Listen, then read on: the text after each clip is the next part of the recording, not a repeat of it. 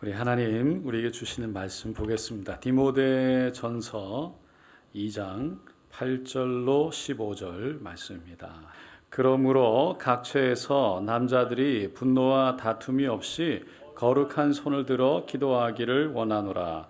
이와 같이 여자들도 단정하게 옷을 입으며 처박함과 정절로서 자기를 단정하고 따은 머리와 금이나 진주나 값진 옷으로 하지 말고 오직 선행으로 하기를 원하노라.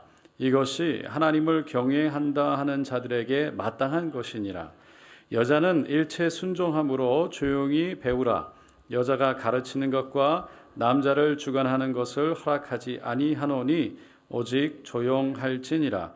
이는 아담이 먼저 지음을 받고 하와가 그 후며 아담이 속은 것이 아니고 여자가 속아 죄에 빠졌습니다. 그러나 여자들이 만일 정숙함으로써 믿음과 사랑과 거룩함에 거하면 그의 해산함으로 구원을 얻으리라.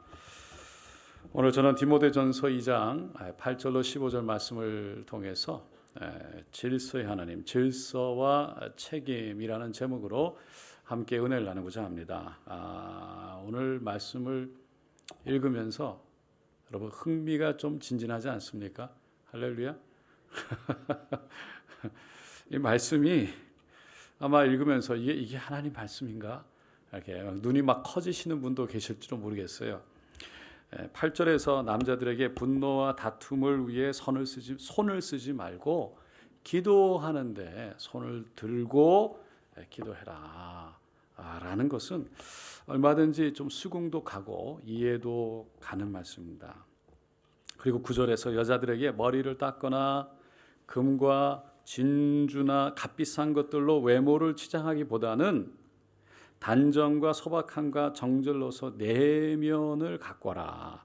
그래서 선을 행하라. 그것이 하나님을 경외한다는 사람들이 해야 할 마땅한 행동이다라고 말해요. 이것도 어떻게 보면 수긍이 가고요.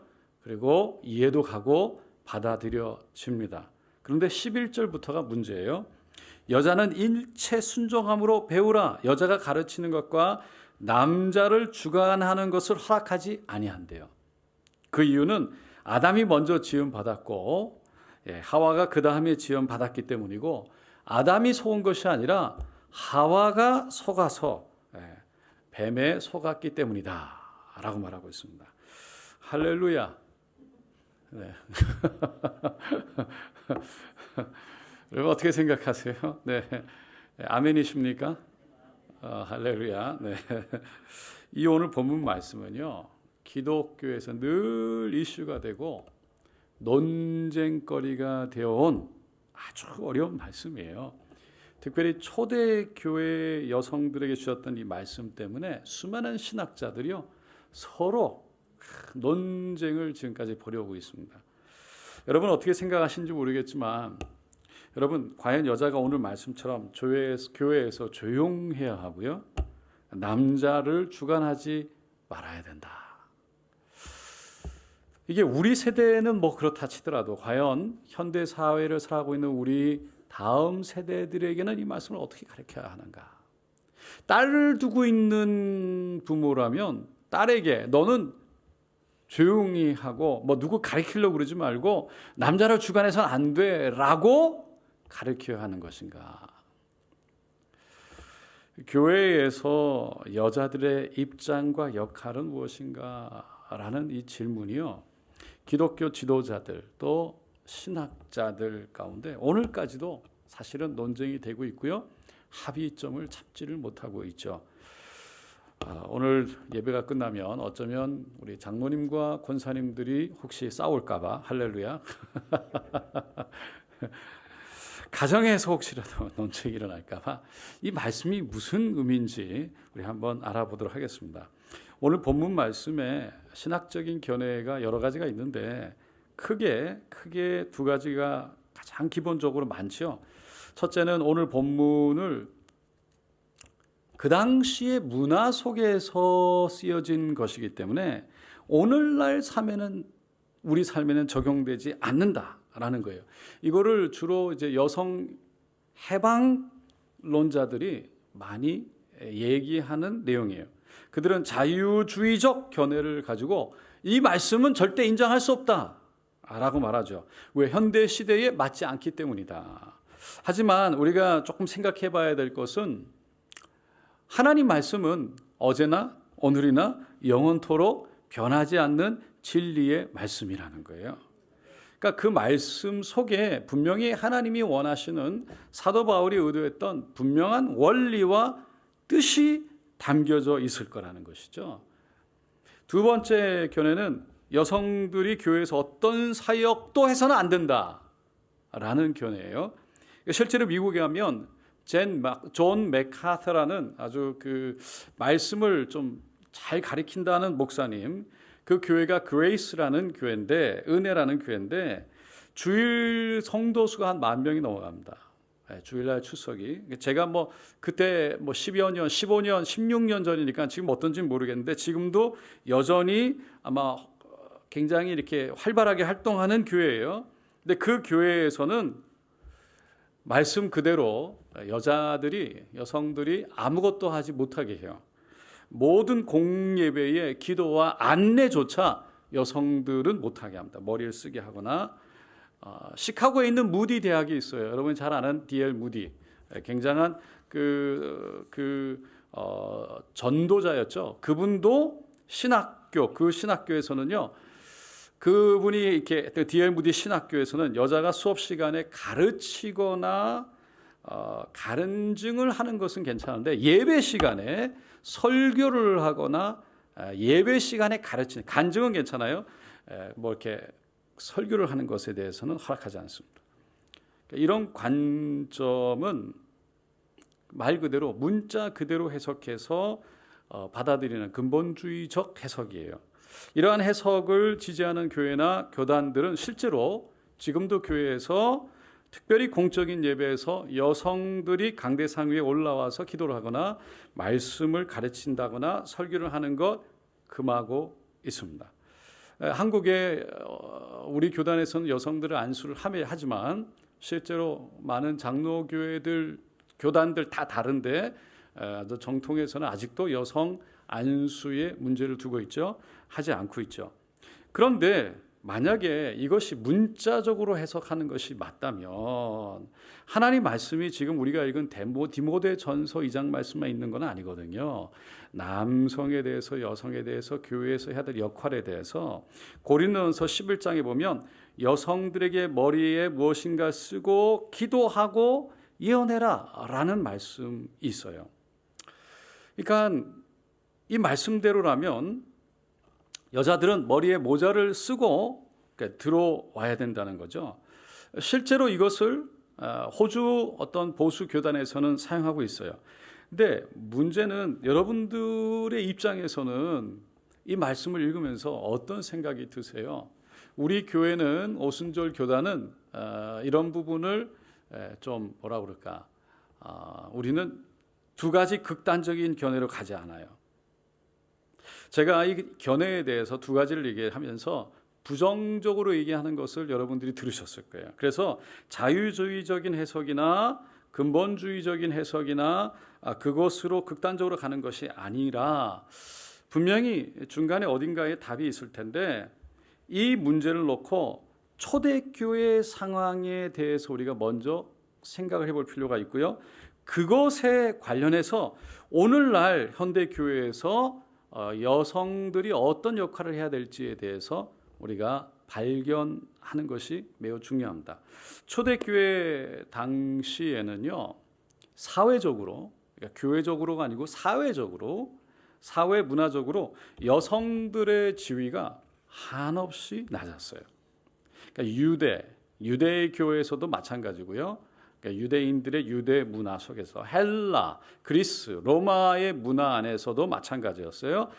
남자에 비해 여자는 무척 그 지위가 낮았죠. 그래서 성경을 우리가 보면 그 문화 속에서 기록을 했기 때문에 아이들을 숫자를 셀 때 사람을 제외하고 남성들만 숫자를 셌어요. 그렇기 때문에 구약에서도 보면 똑같이 사람을 셀 때도 남성들, 싸울 수 있는 사람들의 숫자만 셌잖아요. 그러니까 그게 유대교에서 내려오는 그 전통에 의해서 그런 건데, 그렇기 때문에 유대인 남자들은요, 아침에 일어나서 기도할 때 감사 기도를 하는 것 중에 하나가 뭐였냐면, 하나님, 제가 여자로 태어나지 않아서 감사합니다, 이거였어요. 그만큼 여성의 사회적 지위가 그때 그 당시에 사회적 지위가 매우 낮았다는 거예요. 그래서 여자들에게 사실은 일체 교육을 시키지 않았고요. 결혼하게 되면 남자의 소유물 정도로 생각되어졌던 거예요. 그런 사회적 문화 속에, 교회적 문화가 아닙니다. 사회 전반적에 걸쳐서 일어나는 문화 속에서 여자들이 억압되어지게 살았어요. 제가 호주에 88년도에 왔는데 불과 그때 한 7, 80년 전만 해도 호주에서요. 그 펍에서 이렇게 술을 마시는 것이 있는데, 그 여성들은 같이 남성들이 마시는 자리에서 술 먹는 게 아니고 마구간에서 술을 마셔야 할 정도였다는 거예요. 그게 불과 100년 전이었대요. 그만큼 그런 차이가 있었다는 거예요. 그런데 이 억압되어지다 보니까 그런 여성들이 그냥 그 자체가 그 당시의 문화였기 때문에 그들의 관심은 뭐 어떤 그 사회적인 관심이나 어떤 뭔가를 이루려고 하는 관심이 없었어요. 그러니까 어떤 무슨 목적을 이루고 그 삶을 어떤 뭐를 이렇게 성취하고 이런 것이 아니고 그냥 자연스럽게 밖의 모습을, 거칠애를, 귀금속을, 자신을 꾸미는 이런 데 자연스럽게 관심이 갈 수밖에 없는 거예요. 그런데 복음이 전파되기 시작했어요. 그리고 성령이 오면서 교회가 세워지기 시작했어요. 그러면서 교회 내에서 성령의 역사가 남자 여자를 물론하고 다 남자 여자 또 나이가 많던 적던 성령이 역사하는 거예요. 성령의 역사가 그 안에서부터 역사하기 시작하니까 이 성령의 지혜와 능력이 나타나기 시작하게 되고 교회 안에서 리더십을 발휘하게 되고 하나님이 그 여성들을 하나님 앞에 온전히 헌신되어진 사람들을 귀하게 교회 안에서 사용하기 시작하는 거예요. 그래서 교회 내에서 교회가 세워지면서 성령이 동일하게 남성 여성에게 동일하게 임하면서 남성과 여성들이 동일하게 쓰임받기 시작하는 거죠. 그래서 진리를 배우고 성령의 은사를 따라서 여러 가지 행사나 여러 가지 일들에 동일하게 참여하게 되는 거예요.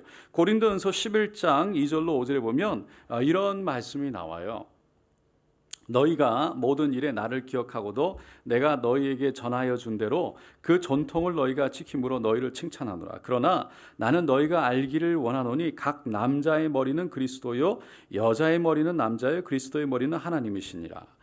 무릇 남자로서 무엇에 머리를 쓰고 기도나 예언을 하는 자는 그 머리를 욕되게 하는 것이요 무릇 여자로서 머리에 쓴 것을 벗고 기도나 예언을 하는 자는 그 머리를 욕되게 하는 것이니 이는 머리를 민 것과 다름이 없습니다.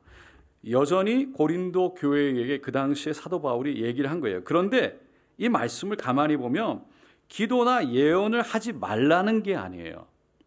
그 당시에 여성들에게 수건을 머리에 뭔가를 쓰고 하라. 그것은 분명히 우리가 권세 아래에 있다는 것을 분명히 얘기하는 거예요. 하지만 분명한 것은 예언하는 거, 기도하는 것을 교회에서 금한 게 아니었다는 거예요. 여성들에게. 다시 얘기해서 여성들이 머리를 무엇인가로 감싸야 한다고 했는데 그 말씀의 의미를 좀 더 자세하게 생각해 봐야 되는 것은 앞에서 얘기했던 것처럼 그 당시의 상황을 좀 더 깊이 이해를 해야 돼요. 다시 말씀드리지만 초대 교회 안에는요. 여성들이 사회적으로 인정을 전혀 받지 못한 상황이었어요. 그런데 교회가 세워지면서 공동체 안에 예를 들어 브리스길라라든지 그리고 빌립보 교회의 루디아라든지 그리고 유오디게와 순두게 서로 이렇게 좀 서로 리더십이 세워져서 서로 싸웠잖아요. 그 사도 바울이 야 싸우지 마라 이렇게 얘기했던 것처럼 여성 리더들이 세워지기 시작했어요. 사회적으로 막 눌려 있다가 교회 안에서 왕성한 활동을 하고 성령님이 역사하고 사용하기 시작하니까 그것을 그 주시는 리더십과 능력과 지혜를 잘 사용하는 사람이 있는가 하면 눌려져 있다가 갑자기 왕성한 활동을 하니까 자신에게 주어진 권세와 능력을 주체할 수 없는, 다시 말해서 막 사용을 하긴 하는데 질서 없이 사용하다 보니까 교회를 오히려 어렵게 만드는 결과들이 올 수도 있었다는 거죠. 그러니까 원래 처음부터 훈련되어져 가지고 어렸을 때부터 차곡차곡 리더를 활동하고 그리고 리더십을 하고 그리고 뭔가 기도도 하고 예언도 하면서 그 안에서 리더십을 발휘했던 것이 아니라 다 나이가 들어서 어느 날 성령이 임하면서 능력이 나타나고 리더십을 발휘하고 거기에 인정이 되어지는데 거기에 충분한 훈련되어지 않으니까 그냥 어떨 때는 좀 오버하거나 아니면 조금 부족한 부분들이 이렇게 막 튀어나오기 시작했다는 거예요. 그 가부장 제도에 익숙해져 있던 그 당시의 사람들, 그 사람들이요, 이렇게 교회 안에서 리더십을 발휘하는 사람들을 보고 야, 이거 질서가 없다라고 비난하는 사람들도 있었고, 그것을 통해서 교회 안에서 영적인 질서가 잘 세우지 않아 세워주고 함께 가는 것이 아니라 무시하는 사람도 있고 세워주는 사람도 있고 여러 가지 어지러움 속에 있었기 때문에 사도 바울이 질서 속에서 교회 안에서 사역을 해야 된다라는 것을 강력하게 가르친 거예요. 그래서 고린도전서 11장에 나오는 머리를 가린다는 것은 다른 것이 아니라 너가 교회 안에 있는 사람들이 결국은 사회적인 문화 속에서 벗어나는 사람들이 아니라 거기에 적응되어져 있으니까 너무 너가 하나님께 쓰임 받는다고 지금 하나님께 부름 받아서 쓰임 받는다고 너무 거기에 대고 막 너무 이렇게 앞에 서가지고 나서서 남자들을 뭐라 그러고 막 이렇게 하면 그 자체가 틀렸다기보다 그것 때문에 교회 안에 서로 부딪히고 문화적으로 사회적인 문화적으로 아직도 변화되지 않은 사람들도 있으니 그것 때문에 문제가 일어나고 서로가 비난하고 그러는 것 때문에 그럴 것이 아니라 나에게 머리, 결국 말해서 나에게 권세, 나는 권세 아래 있습니다라는 것을 드러내고 겸손히 잘 질서를 따라서 섬길 뿐만 아니라 리더십을 발휘할 것이 중요하다는 것을 사도 바울이 그 당시 사람들에게 얘기를 한 거예요.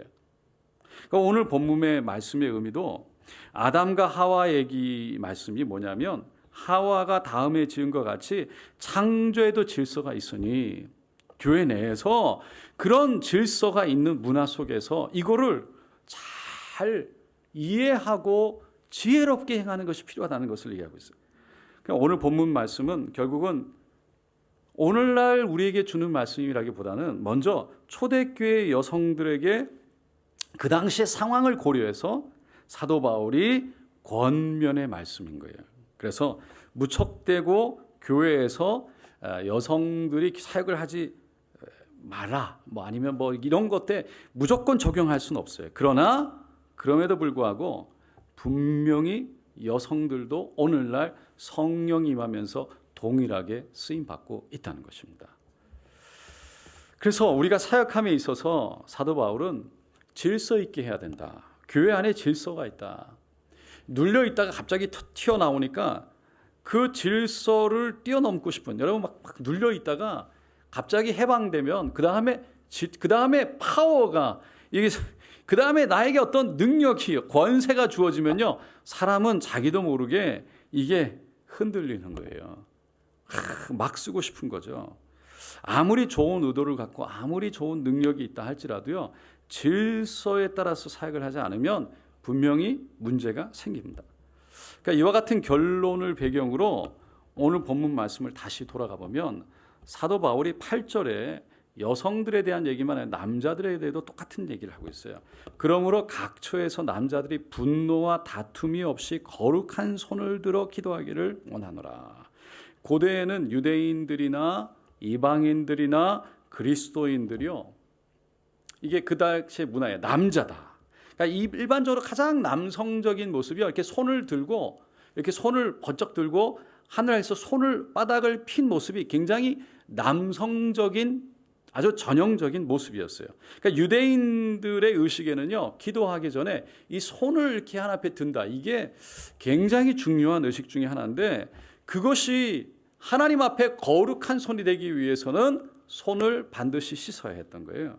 그 영적인 거룩함을 상징적으로 의미하는 거예요. 그래서 시편 24편 3절 4절에 보면 야훼의 산에 오를 자 누구며 그 거룩한 곳에 설 자가 누군고 그 손이 깨끗하며 마음이 청결하며 라고 말하고 있어요.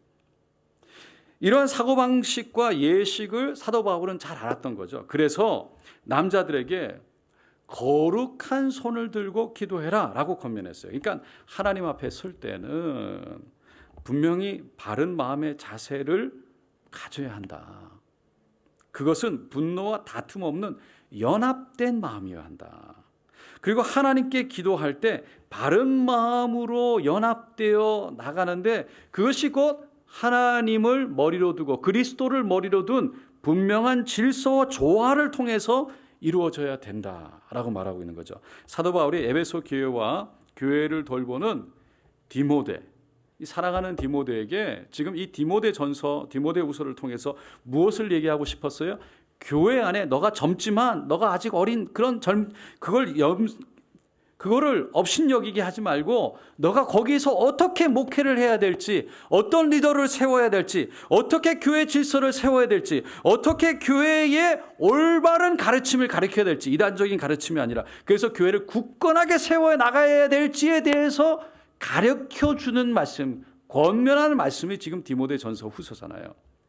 그러니까 한마디로 얘기해서 사도 바울은요, 이 디모데에게 그 에베소 교회에 질서가 중요하다. 질서를 흐트리지 마라. 질서를 잘 지킨다는 것은요, 다른 말로 얘기하면 이런 뜻이에요. 우리가 서야 할 자리, 내가 서야 할 자리에 선다는 거예요. 남이 서야 하는 자리에 서지 않는다는 거예요. 중요한 것은 뭐냐면 여기서 내가 높거나 낮는 게 아니에요. 그런 문제가 아니에요. 나에게 주어진 사명이 무엇이고 나에게 주어진 일이 무엇이냐를 깨닫는 거예요. 근데 사람들은 어떤 고난의 권력이 들어오면 자기도 모르게 내가 할 수 있는 게 뭔가, 내가 무엇을 할 수 있나, 내가 어디까지 할 수 있나는 걸 하다 보면 자기도 모르게 사람들을 바라볼 때 내가 높나 저 사람이 높나, 누가 높은지를 자꾸 이렇게 봐요. 그래서 내가 높다고 생각이 되면 내가 원하는 대로 되지 않을 때 내가 무시받는다라는 생각이 들 때도 하고, 반대로 자기가 원하는 대로 일이 되면 내가 저 사람보다 더 우월하다는 생각을 갖게 돼요. 그러니까 교회 안에서 남자 여자의 문제가 지금 질서라고 그랬지만 높고 낮음이 아니에요. 어느 자리에 어떤 위치에서 자기가 어떤 역할을 하느냐가 중요하다는 거예요. 만약에 내가 스스로 내가 누구인지, 여러분 우리의 가치는 예수 안에 있는 줄로 믿습니다. 그 가치가 내가 무엇을 하느냐에 따라서 정해지는 게 아니라는 거예요. 그렇게 생각하는 순간 나보다 더 중요한 일을 하는 것 같고 나보다 더 많은 일을 하는 것 같으면 높은 사람이라고 생각되어지는 것 같지만 그게 아니라는 거예요. 그게 아닌데 내가 누군지를 알면서도 질서에 따라서 순종도 하고 그리고 격려도 하고 위로하면서 이끌기도 하고 그리고 따라가기도 하면서 내가 서야 할 자리에 내 일을 하는 거예요. 그거는 높고 낮음의 문제가 아니라는 거예요. 여러분, 남자가 더 높다고 생각합니까? 여자가 더 높다고 생각합니까? 할렐루야. 다시 말씀드리지만 높고 낮음의 문제가 아니에요. 남자가 그러면 더 낫다고 생각하세요? 아니면 여자가 더 낫다고 생각하세요? 남자가 더 나은 부분이 있고 여자가 더 나은 부분이 있어요. 다른 거예요. 우리는요, 그래서 질서가 되는 거예요.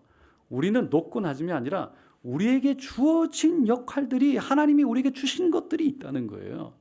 그거를 발견하고 내가 그 안에서 내 자리를 지키는 것이 질서를 따라가는 거예요. 뭐 시키니까 해야 되고 내가 시켜야 돼. 그 자체가 일인 거지, 그거가 높기 때문에 그런 게 아니고 낮기 때문에 그런 게 아니라는 거예요.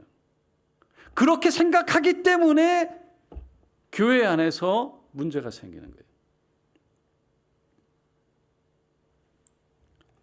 가정에서 남편과 아내도 마찬가지로 남편이 더 나은 부분이 있고 아내가 더 나은 부분이 있는 거예요.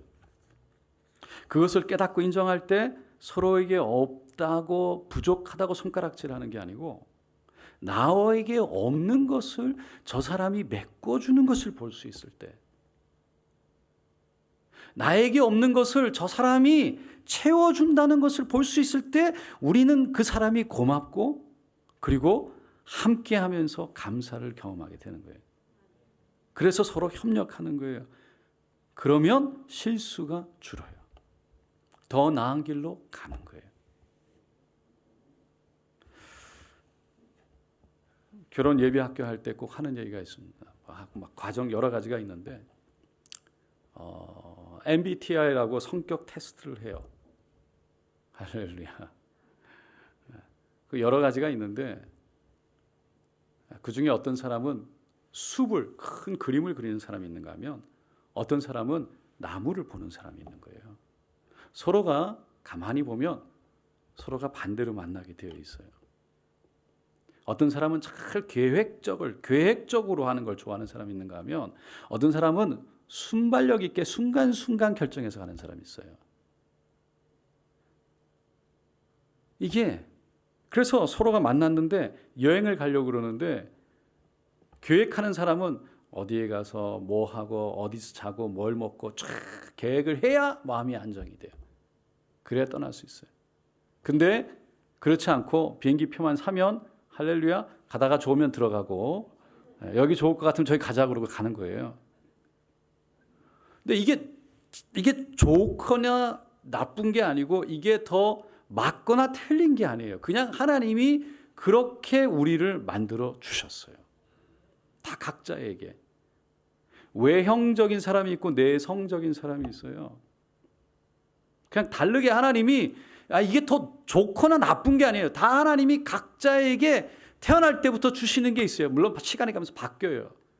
그런데 그 가운데 서로에게 서로를 이해하고 서로를 보고 그리고 그 서로에게 없음과 있음을 보면서 어떻게 해서 서로가 이게 같이 가는 게 얼마나 이게 소중한 것인지를 깨닫게 해주는 게 그 학교의 핵심 목적이에요. 그러니까 다시 말해서 결혼하면 여행 갈 때 막 챙기지도 않고 그러면 화가 나고 너무 챙겨서 화가 나고 어디가 사진 찍고 어디 밥 먹고 막 거의 수학여행이 아니라 무슨 뭐 훈련하듯이 막 시간대로 1시에 뭐 하고 2시에 뭐 하고 3시에 막 그래야 제대로 한 것 같다. 아니면은 절대 아무것도 안 하고 그냥 다 펼쳐놓고 그냥 가다가 좋으면 들어가고 쇼핑을 하러 갈 때도 딱 저어가지고 들어가서 사오는 사람이 있는가 하면 할렐루야. 네. 어떤 사람은 가서 여기 세일한대 그럼 들어가서 여기 세일하네 그러고 돌면서 나온 사람이 있죠.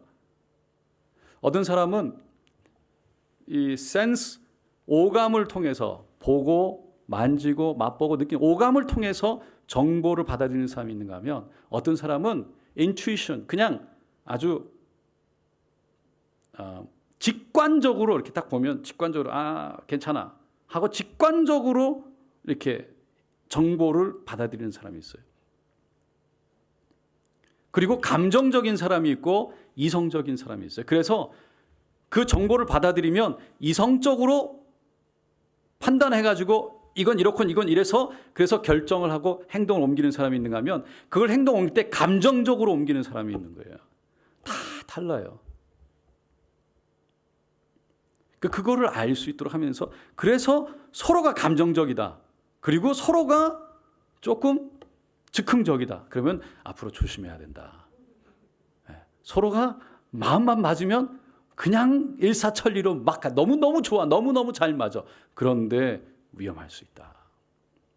너무 계획만 하는 거예요. 서로. 절대 일 못 저질러요.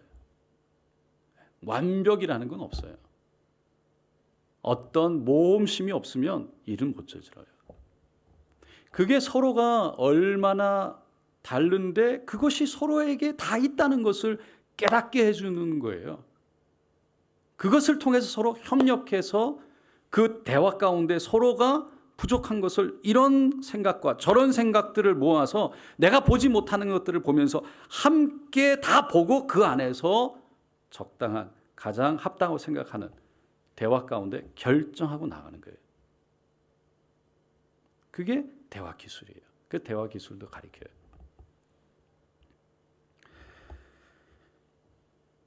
다시 말씀드려 사도 바울이요. 오늘 본문에서 말하고 있는 것처럼 문자적으로 남자와 여자 간에 누가 더 높고 낮음이 아니에요. 하나님이 허락하신 질서 속에서 다시 말해서 자기에게 하나님이 허락하신 자기에게 있는 것이 무엇인지를 따라서 교회 안에 하나님께서 정해놓은 질서 속에서 높고 낮음이 아니라 그것 자체 속에 귀함을 깨닫고 서로 그 역할 속에서 질서 속에서 그 일들을 함께 협력하여 이루어가는 것이 중요하다라는 것을 권면하는 거예요. 높고 낮음이 아닙니다. 그러면 끝으로 마지막 절 15절에 보면 이 말씀은 어떻게 이해해야 될까요? 그러나 여자들이 만일 정숙함으로써 믿음과 사랑과 거룩함에 거하면 그의 해산함으로 구원을 얻으리라. 해산함으로 구원을 얻는다는 것도 여러 가지 해석이 있을 수 있어요. 첫째로 해산이 예수 그리스도의 탄생을 가리킨다는 견해예요. 그래서 여자들은 그리스도의 탄생을 통해서 영적인 구원을 얻는다. 이 주장이 좀 맞지 않는 것이 그럼 남자들은 뭐냐? 남자들도 할렐루야 그리스도를 통해서 구원받는 거죠. 더군다나 그리스도의 탄생이 아니라 그리스도의 죽음과 부활을 통해서 우리는 구원받는 줄로 믿습니다. 여자들이 만일 정숙함과 믿음과 사랑과 거룩함을이라는 조건을 통해서 행위를 통해서 구원을 얻을 수 있다라고 말한다면 사도 바울의 구원과는 절대 행위가 아니라 은혜이기 때문에 맞지 않는 해석이에요. 두 번째로 아담이 죄를 짓고 에덴 동산에서 쫓겨나면서 남자들이 고통스러운 노역을 해야 되는 저주를 받았어요. 그랬듯이 여자들도 해산하는 고통을 받게 됐다는 거예요. 그런데 그 해산을 통해서 구원을 받는다라면 남자들은 고통스러운 노역을 통해서 구원을 받는다라고 말해야 문맥상 맞아요. 근데 그렇지 않기 때문에 그것도 적절한 해석이 아니에요. 세 번째로 해산과 자녀 양육이라는 하나님이 주신 역할을 잘 감당하는 여성이 그리스도에 대한 헌신과 순종을 하나님 앞에서 보여주는 것이 되기 때문에 구원으로 인도가 될 것이다 라는 해석이죠. 이것이 어떻게 보면 맞는 해석일 것 같아요. 그 당시 남편들은요, 그 문화 속에서 남자들은 나가서 돈을 일을 해서 벌어와야 돼요. 그래서 여성들이 남편이 없으면요 먹고 살 수가 없었어요. 아내는 주로 집에서 자녀 양육을 하고 그리고 아이를 낳고 해산을 하고 키우는 것이 주된 일이었어요. 그러니까 자신에게 그 당시 상황이에요. 자신에게 주어진 일을 하나님께서 허락하신 일, 맡겨주신 일, 그 일을 믿음과 헌신으로 바로 하는 사람이 그 믿음으로 인해 하나님이 주셨다는 그 일, 그것을 믿음으로 감당하는 사람이 그 믿음으로 인해 결국은 구원을 받게 될 것이다 라는 사도 바울의 말씀이죠. 여러분, 오늘날 참 많이 바뀌었습니다. 그 남자만 밖에서 일해야 된다라는 것도 이제는 바뀌었어요. 여자는 집에서 가사일만 하고 자녀를 양육해야 된다. 이것도 바뀌었어요. 하지만 중요한 것은 교회에서나 각 가정에서 자기에게 주어진 일이 각자에게 있다는 거예요. 그래서 결혼 예비학교 할 때 쫙 리스트를 줍니다. 설거지 누가 할 거냐, 빨래 누가 할 거냐, 밥은 누가 할 거냐, 토요일은 어떻게 할 거냐, 아침은 누가 어떻게 할 거냐, 어떻게 먹을 거냐, 돈 관리는 어떻게 할 거냐, 전구가 나가면 누가 할 거냐, 다 얘기하게 해요. 그래서 룰을 정하는 거예요. 롤을. 물론 애 낳으면 다 바뀌어요. 할렐루야. 그럼에도 불구하고 누가 더 낫거나 누가 더 높거나가 아니라 각자 함께 서로가 의논하고 각자에게 주어진 일이 무엇인가, 각자가 서로 내가 어떻게 섬길 것인가. 왜? 이것을 결정하는데 가장 핵심적인 게 있어요. 결혼할 때 왜 결혼하는가를 분명히 첫 번째 시간에 물어요. 왜 결혼합니까? 성경적인 결혼은요, 상대방을 행복하게 하기 위해서요. 내가 행복하려고 하는 게 아니에요. 상대방을 행복하게 하기 위해서 결혼하는 거예요. 그게 성경적인 거예요. 우리는 보통 성경적이보다 세상에서 다 결혼하면 내가 행복하려고 결혼해요. 나를 위해서 결혼해요. 그래서 아이들이 이렇게 얘기해요. 우리를 위해서라고 얘기해요. 아니다. 상대방을 위해서라는 거예요. 상대방을 행복하게 해주기 위해서 결혼하는 거예요. 그게 성경적인 결혼이에요. 그 얘기를 하면서 결국은 서로 어떤 일을 할 건지를 결정하는 것이 내가 편하고자 하는 것이 아니라 서로를 섬겨 서로를 행복하게 해주기 위해서 결정하고 그 주어진 일에 질서를 따라서 서로 섬김으로 해나가야 된다. 그래서 아내는 남편보다 높고 낮음이 아니라, 남편도 아내보다 높고 낮음이 아니라 가정의 머리로서의 역할이 있다는 거예요. 그리고 아내들도 순종하는 것뿐만 아니라 부족한 것을 채워주고 밀어주고 당겨주면서 함께 하는 또 그 일들이 있다는 거예요. 사랑하는 성도 여러분, 가정이나 교회나 하나님이 우리에게 허락하시는 질서 안에서, 그리고 높고 낮음이 아니라 나에게 그 질서 안에 주신 그 역할에 대해서 우리가 인지하고 그것을 감당하면서 내가 다른 사람보다 낫다고 자존감이 낮거나 내가 다른 사람보다 높다고 생각하는 우월감 속에 교만이 아니라